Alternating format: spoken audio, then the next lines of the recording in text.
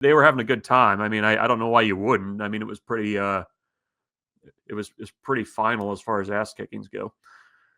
Yeah, I think that's one way to put it. How have you kind of processed all the information we've got this week from Coach Rhule to the coordinators to even some of the players, like just tonally and what they've actually said? How is that sat with you? I feel like we're getting a wide variety of reactions to it.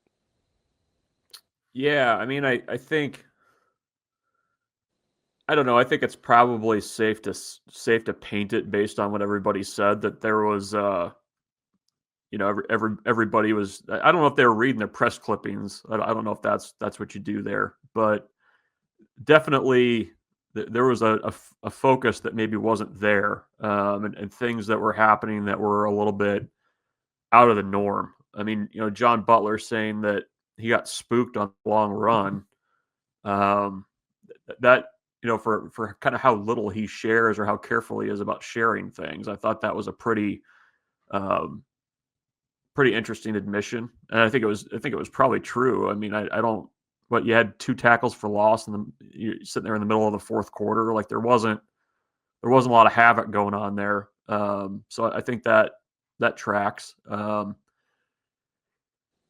don't know. It's interesting too. I mean, I think you would think that with the players. I mean, I know it's a young team, and a lot of those guys, weren't even on the team in 23 that went up there. But I mean, I think I would hope by now you kind of almost have to respect Minnesota in the same way that you respect Iowa, right? Like where you might not feel you might feel like you have an advantage athletically, but you just need to kind of accept the fact that you're in for a 4-quarter fist fight. And I mean, I think at various times in the Nebraska Minnesota series, I think Nebraska has kind of forgotten that or overlooked it, and I think it bit them a little bit again on Friday. I mean, it just felt like a Nebraska team that never really settled into that game, and Minnesota was ready from the jump. BC, how fair or how do you feel about, if last year or whatever previous thing is not this team's burden to bear, which has kind of been the mantra, right? How much of a two-way street is kind of what you just talked about? Yeah, well, it kind of bleeds into I think what Matt Rhule and some of the players were talking about with entitlement. Um, I think yeah, it's not what happened in 2013 or whatever when Taylor Martinez's foot has no bearing on what happened last Friday. At the same time, similar approaches from Minnesota, Yeah, similar your coaching standard staff, should be your standard. right? You know what you're going to get from them, and I mean that's why I kind of compare it to Iowa a little bit. Like the names change, the players are different, but I mean that's the thing about playing a team that over the course of a decade just kind of knows who they are. And I think I don't know that Nebraska across the board throughout the operation really kind of respected that enough. So I think that's part of it. I mean, certainly the way that things played out on the field, and mistakes that were made, plays that weren't made. I think that all kind of played into it. So that's kind of been on my mind, I guess, a little bit this week. Is just I don't know. I think it was a pretty big. I would hope it was a pretty big wake up call over there with the way that things kind of played out. I forget who it was. Maybe Lutovsky said it, but you win games against Michigan State and Maryland in the fashion that you did, where you came back, you made the plays down the end at the end. I mean, I just you can't just take for granted that stuff's going to happen, And I think it was almost like Nebraska was somewhat waiting for like the starter to turn over and the engine to turn on, and it just never did. Bruntz, as you look at the season as a whole, how much does the performance against Minnesota sort of make you question what you saw beforehand, or will you not start questioning those things until you see that happen twice? Because I sit here and I go, hey, 6 games, we have a pretty good idea kind of what this team looked like.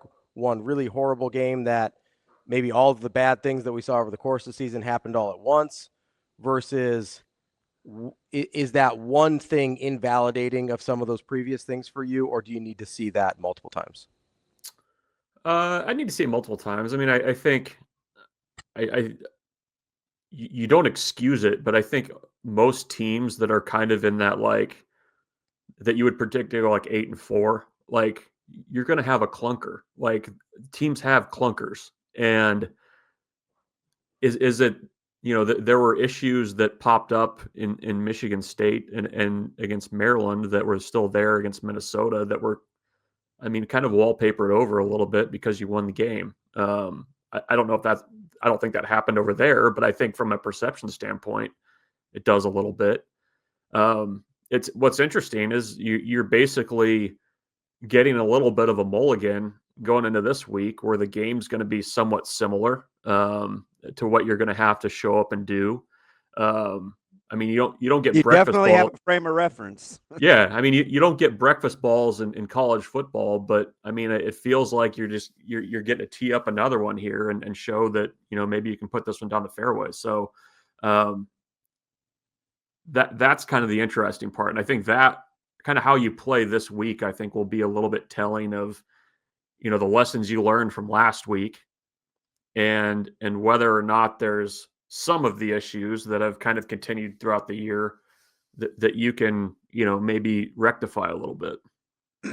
Bruntz, knowing what you know now, you've seen the collateral damage, and Nebraska loses this game, and it had turned so doom and gloom, right? Like I'm still a little taken aback at Immediately went doom and gloom. This pessimism and the just I don't know. But having said that, knowing what you know now, do you appreciate or did it fuel the fire of the doom and gloom, the tenor of the coaches taking the podium this week? I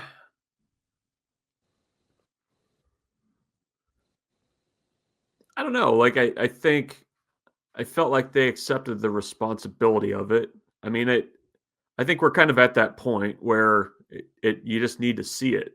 I didn't have any problem with what any of the coaches said on Monday and Tuesday. I mean, I thought Rhule took responsibility for his portion of it. I thought transparent. I thought that John Butler was. I mean, I felt like he was pretty honest about what happened in that one. I think Dana's got a little bit more of a tall task this week to kind of figure out how they can work around some things. But I don't know. I mean, I think in some ways, that effort, I mean, it probably reinforced the feelings of doom and gloom that some were maybe already kind of wondering about with the way this team had played prior to that point. But I don't know. I mean, I think to Ravi's question earlier, I mean, you just kind of you go back out this week against Northwestern and you kind of have a similar opportunity. And I think this week is going to be very telling about kind of where this team's head is at, and also maybe what can be done, to kind of maybe not fix, but at least, mitigate some of the issues that they have, especially on offense the rest of the season. That's okay. So twice, it's very interesting on your philosophy, and maybe it's based on the preseason expectations. But twice in that, the thoughtfulness there, you referenced or intimated more pressure or tougher job for the offense. As you look at it right now, who has the more experienced coordinator and who has, quote unquote, the better players? Yeah, I mean, would you? Makes sense I what don't I'm know that I would say that based on what's shown up the last couple of weeks. Okay, that's fair. I'm just curious to get behind. I got you thinking now. Well, I guess last couple of weeks just kind of stuck out to me because I mean, they've put up 30 plus points several times on offense. So like I get that the offensive performance was worse against Minnesota for sure. Like I I think that's unequivocal. I just don't know. Like, I don't know that I would put, despite some of the mid-game struggles against Maryland and Michigan State, the overall offensive production was still where you would want it to be, right? So, like, I don't know how. Bruntz, do most people feel share yours? I think more people feel his sentiment in our sphere of influence. Probably. Like, who's getting the bulk of the criticism? I just don't know how to weigh overall production versus what it looks like kind of drive to drive in game, if that makes sense, Bruntz. What's your fear say, Bruntz? Well, I mean, go back to that Michigan State game. I mean, the numbers looked okay by the end of it. Yeah. What is it's not about the yards, it's about the points, ma'am. What's the Coach P?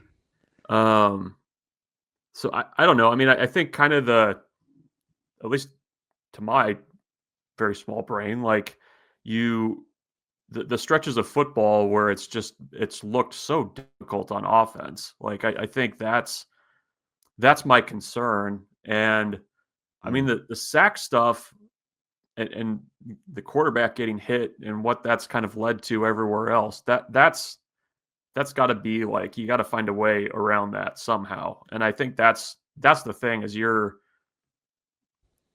how many games into this now, and you're still, a turnstile at times over there. You've got a quarterback that needs to get rid of the ball faster, that's seen things, a running back that probably needs the ball more. It just feels like that side of the ball just needs a little bit more of a kind of holistic fix, rather than, it feels like defensively you just need guys to make plays and you dial up the aggression a little bit more. I mean, both sides of the ball at various times this year have kind of gone through these stretches where look great, and then it's kind of like, well, what are we doing? What happened to that? Like, where did that go?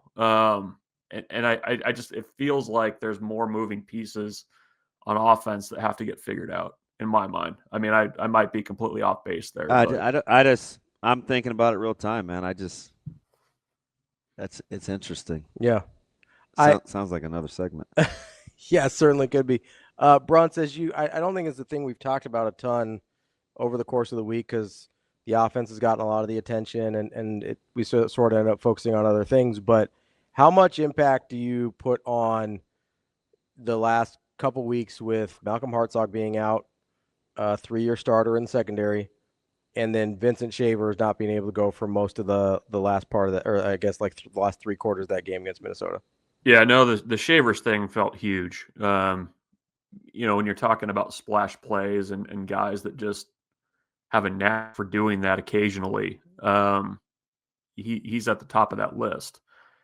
And I do wonder too with Hartzog and that injury. I mean, it has forced you to kind of move things around a little bit. You've got, Sierra playing more nickel, and I mean, that's probably not ideal. I think he's doing fine there, but no, I think the Shavers thing and getting him back would help Nebraska a ton. I mean, even on the sidelines, you could see he was down there, really trying to get guys fired up, doing whatever he could, but just having that guy in the middle of the defense and kind of completing that rotation a little bit, I think Javen Wright's playing great right now and is having a really good season.